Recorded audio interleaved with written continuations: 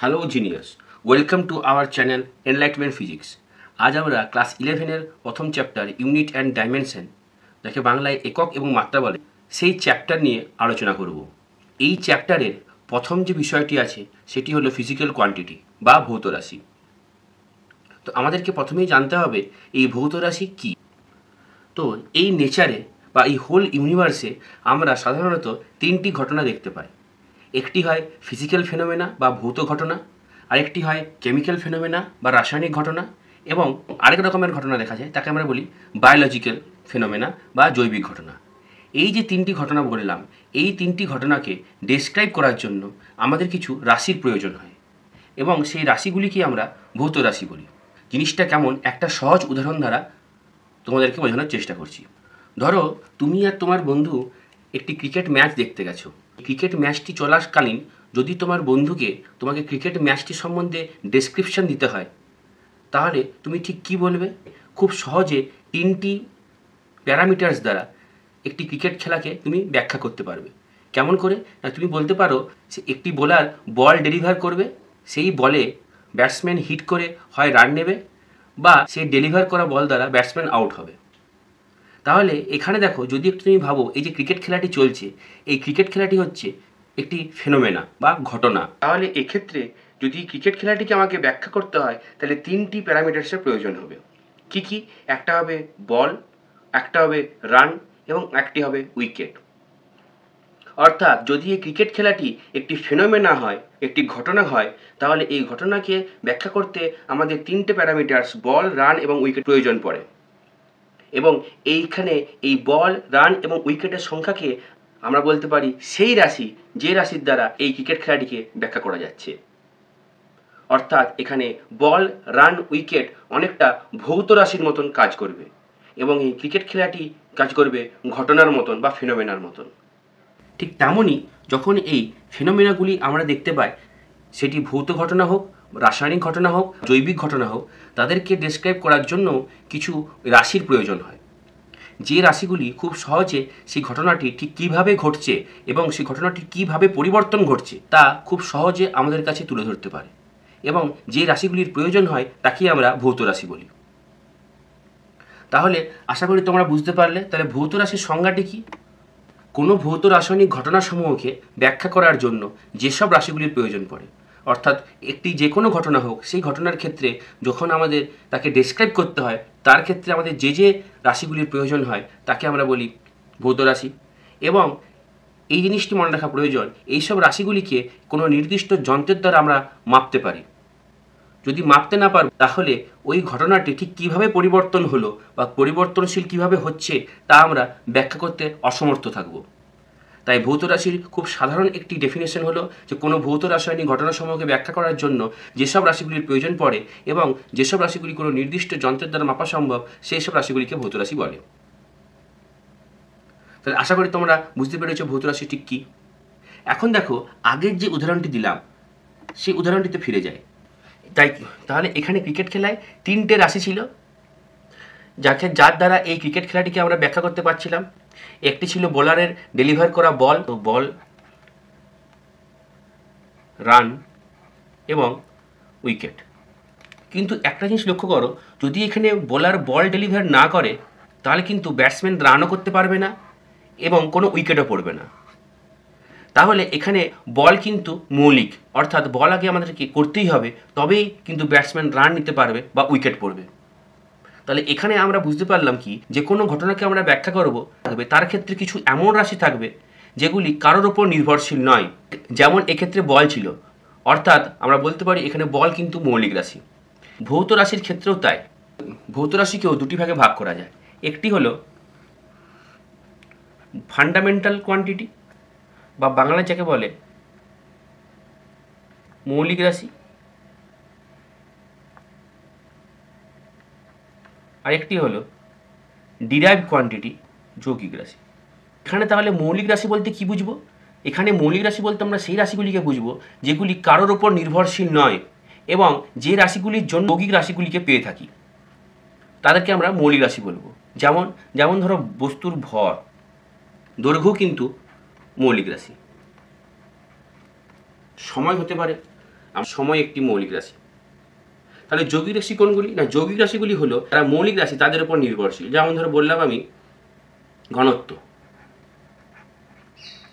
দেখো ঘনত্ব ভরের উপর নির্ভরশীল, আমরা জানি ঘনত্ব সমান হয় ভর বাই আয়তন। বা ধরো বললাম বেগ, বেগ, তাহলে বেগ সমান হয় সরণ বাই সময়, সরণ তো দৈর্ঘ্যেরই একটা রূপ, আর সময় তো মৌলিক রাশি। তাহলে বেগ এক্ষেত্রে দৈর্ঘ্য ও সময়ের উপর নির্ভরশীল। তাহলে আশা করি তোমরা বুঝতে পারলে যে ভৌত রাশি কী ও মৌলিক ও যৌগিক রাশির ব্যাখ্যামূলক আলোচনা আমরা করলাম। এরপরে আমরা চলে যাব এর পরের টপিকে, তা হলো একক কী, হোয়াট ইজ ইউনিট। তো ধরলাম তোমার কাছে একটি কাঠের ব্লক আছে, এই কাঠের ব্লকের আমি তোমাকে দৈর্ঘ্য মাপতে বললাম, কিন্তু দৈর্ঘ্য মাপার জন্য তোমাকে আমি কোনো স্কেল দিইনি, বরং আমি এটা বললাম যে তোমার কাছে যে জিনিসগুলি আছে সেই জিনিসগুলির মধ্যে কোনো জিনিসকে ব্যবহার করে তোমাকে এই কাঠের ব্লকটির দৈর্ঘ্য মাপতে হবে। তাহলে ধরলাম তোমার কাছে এখন শুধুমাত্র একটি পেন ছিল, তাহলে তুমি সেই পেনটি পকেট থেকে বার করলে এবং এই উডেন ব্লকটি মাপতে শুরু করলে। তো ধরো এই পেনটি হলো সেই পেনটি, যে পেনটি দিয়ে তুমি এই কাঠের ব্লকের দৈর্ঘ্যটি মাপবে। তো প্রথমে তুমি কি করবে না, প্রথমে তুমি এখানে এই ফার্স্ট একদম এখানে এঁকে বসাবে, বসানোর পর তারপরে তুমি কি করবে, তুমি এখানে একটি দাগ টেনে দেবে এই জায়গাতে যে এত দূর আমার মাপা হয়েছে। তারপরে পেনটিকে আবার ধরবে, এখানে বসাবে, যেখানে দাগ ছিল ঠিক সেখানে আবার বসাবে, দিয়ে আবার এখানে একটি দাগ দেবে,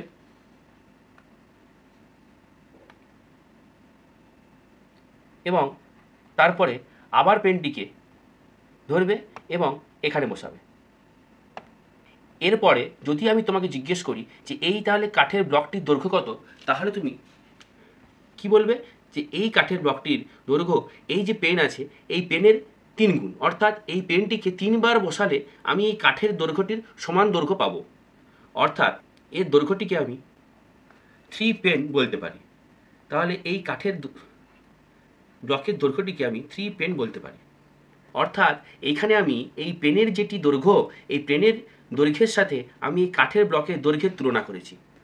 তাই এক্ষেত্রে পেনটির দৈর্ঘ্য হলো সেই স্ট্যান্ডার্ড মান যার সাথে আমি কাঠের ব্লকটির তুলনা করেছি, অর্থাৎ তোমার ক্ষেত্রে এই পেনটি হয়ে গেল ইউনিট বা একক। তাহলে এখানে এইটি বলতে চেয়েছিল আগের সংজ্ঞায় যে ইউনিট ইজ আ স্ট্যান্ডার্ড, অর্থাৎ কি এই একক হলো একটি স্ট্যান্ডার্ড, যাকে তুমি স্ট্যান্ডার্ডটি ধরবে, সেই স্ট্যান্ডার্ডটি যে কোনো কিছু হতে পারে, সেই স্ট্যান্ডার্ডটি ধরে তুমি যখন এই যেমন কাঠের ব্লকের ক্ষেত্রে তুমি স্ট্যান্ডার্ড ধরেছিলে পেনটিকে, সেই পেনটিকে ধরে তুমি দৈর্ঘ্য মাপলে। এখন ভাবো যদি তোমার কাছে পেন না থেকে কোনো গোলাকার বস্তু থাকতো, তাহলে সেই গোলাকার বস্তু দিয়ে কিন্তু এর দৈর্ঘ্য মাপা সম্ভব হতো না। তার মানে স্ট্যান্ডার্ডটিকে ধরার সময়ও দেখতে হবে যে তার সাথে আমি বস্তুর ভৌত রাশির মানটি মাপবো, সেই ভৌত রাশির সঙ্গে কম্পেয়ার করা যাবে কিনা। এখানে পেনটির দৈর্ঘ্যের সাথে আমি কাঠের ব্লকের দৈর্ঘ্যটি কম্পেয়ার করতে পারবো, কিন্তু এখানে আমি যদি কোনো বৃত্তাকার বস্তু নিই, সেই বৃত্তাকার বস্তুর সাথে কোনো কিছুর সাথে এই দৈর্ঘ্যের কিন্তু কম্পেয়ার করা অসম্ভব। এই স্ট্যান্ডার্ড ধরলে এর সাথে কম্পেয়ার করতে পারবো না। তাই এক্ষেত্রে তাহলে কি বুঝতে পারলে, মানে যে ভৌত রাশিটিকে মাপবো সেই ভৌত রাশির জন্য স্ট্যান্ডার্ডটিকে কম্পারেবল হতে হবে, তবেই তাকে আমি মাপতে পারবো। তাহলে এখানে যেটি পেন হলো সেটি হলো একক, এবং পেনটির কত গুণ এই কাঠের ব্লকটি লম্বা, না পেনটির 3 গুণ লম্বা, অর্থাৎ এখানে 3 হলো এই নিউমেরিক্যাল ভ্যালু। অর্থাৎ যদি আমাকে লিখতে হয় যে এই কাঠের ব্লকটির দৈর্ঘ্যের মান কত, তাহলে আমাকে লিখতে হবে 3 ইন্টু পেন, মানে এইভাবে লেখা যেতে পারে 3 ইন্টু 1 পেন। এই যে 1 পেন, এই 1 পেনটাই হলো ইউনিট, আর 3 হলো নাম্বার বা নিউমেরিক্যাল ভ্যালু। অর্থাৎ কোনো ফিজিক্যাল কোয়ান্টিটির ভ্যালু লেখার সময় তাহলে আমি কী লিখবো, আমি লিখবো physical quantity P equal to N U, যেখানে এন হলো নিউমেরিক্যাল ভ্যালু আর ইউ হলো ইউনিট, অর্থাৎ বস্তুটির যে ভৌত রাশির আমি মান মাপছি তার স্ট্যান্ডার্ড। এখন একটি জিনিস লক্ষ্য করো, আমি কিন্তু এখানে পেন্স ব্যবহার করিনি, আমি কিন্তু এখানে পেন ব্যবহার করেছি। অর্থাৎ ইউনিট কখনোই প্লুরাল ফর্মে লেখা সম্ভব নয়, ইউনিটকে অলওয়েজ সিঙ্গুলার ফর্মেই লিখতে হবে। কেননা এখানে পেন একটি ছিল, তাকে আমি 3 বার বসিয়ে কম্পেয়ার করেছি, তাই এখানে 3 ইন্টু 1 পেন এসেছিল। তাই এখানে ইউনিট কিন্তু অলওয়েজ সিঙ্গুলার হয়, কখনো প্লুরাল হয় না। এবারে তুমি ভাবো, তোমাকে বলা হলো এই কাঠের ব্লকের মাপেরই আরেকটি ব্লক কিনে আনতে। এবং তোমাকে কোনো কিছু স্কেল দেওয়া হলো না আবারও দোকানে গেলে এবং দোকানে গিয়ে বললে যে আমার এই কাঠের ব্লক চাই, কিন্তু তুমি মনে করো যে তুমি পেনটি নিয়ে যেতে দোকানে ভুলে গেছো। তো দোকানদার বললো কোন পেন, তখন তুমি হয়তো বললে যে আপনার পকেটে যে পেনটি আছে সেই পেনটিকেই ধরে নিয়ে দিই।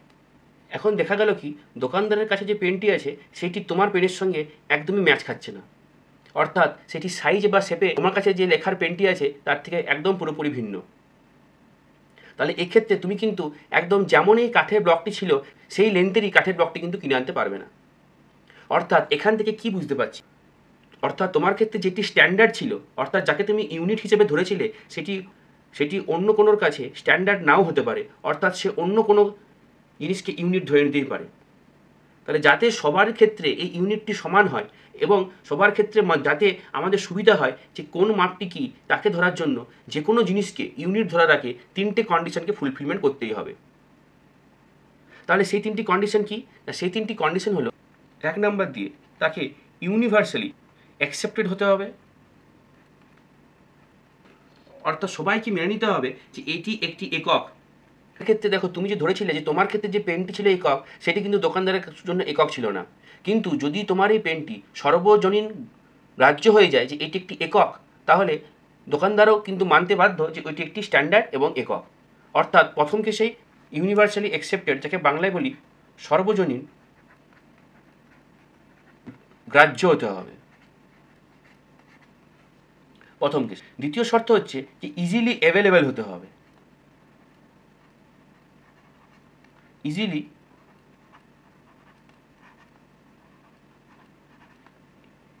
অ্যাভেলেবেল হতে হবে, মানে তুমি স্ট্যান্ডার্ড ধরেছো সেটি যেন অতি সহজে আমরা পেতে পারি। ধরলাম তোমার কাছে একটি প্ল্যাটিনামের পেন আছে, সেই প্ল্যাটিনামের পেন সবারই কাছে থাকা সম্ভব নয়, তাহলে তাকে তুমি কিন্তু একক হিসেবে ধরতে পারবে না। আর তৃতীয় নম্বর হলো টাইম ইনভ্যারিয়েন্ট হতে হবে। অর্থাৎ কি, অর্থাৎ যাতে সময়ের সঙ্গে এককটি পরিবর্তন না হয়ে যায়। ধরো যদি এই কাঠের ব্লকটিকেই আমি তোমাকে একটি বরফ খণ্ডের স্কেল দিয়ে মাপতে বলতাম, তাহলে প্রথমবারে যে তুমি বরফ খণ্ড দিয়ে মাপতে, সেকেন্ডবারে সেই বরফ খণ্ডটি কিন্তু অল্প গলে গিয়ে ছোটো হয়ে যেত, তারপরের বারে আরও ছোটো হয়ে যেত। তাহলে প্রপারলি তুমি কখনোই এই কাঠের ব্লকটির দৈর্ঘ্য মাপতে পারতে না। তাই এখানেও কিন্তু সেই কেসটি বললাম যে টাইম ইনভ্যারিয়েন্ট, অর্থাৎ সময়ের সঙ্গে পরিবর্তনশীল না হয়ে যাতে একই রকম তাকে আমরা একক ধরতে পারবো। অর্থাৎ এই 3টি কন্ডিশন কোনো একটি স্ট্যান্ডার্ড ফুলফিল করতে পারছে, তাহলে তাকে আমরা একক বলবো। এই 3টি কন্ডিশন কি, যে ইউনিভার্সালি অ্যাকসেপ্টেড হতে হবে, ইজিলি অ্যাভেলেবেল হতে হবে এবং টাইম ইনভ্যারিয়েন্ট হতে হবে। তাহলে আমরা এখান থেকে কী জানতে পারলাম, আমরা জানতে পারলাম যে আমরা যে কোনো বস্তুকে স্ট্যান্ডার্ড হিসেবে ধরে তাকে ইউনিট ধরতে পারি, কিন্তু সেক্ষেত্রে আমাদের এই 3টে কন্ডিশনকে ফুলফিলমেন্ট করতে হবে। আশা করি তোমরা বুঝতে পেরেছ। নেক্সট ভিডিওতে আমরা সিস্টেম অফ ইউনিট এবং একক কয় প্রকারের, আমরা কিন্তু এখানে বলছি সিজিএস বা এসআই সেই প্রকার নয়, একক কয় প্রকারের হয় সেটি পুরোপুরি একটি ভিন্ন বিষয়, তার নিয়ে আলোচনা করব। আজকে এই পর্যন্তই। Bye genius.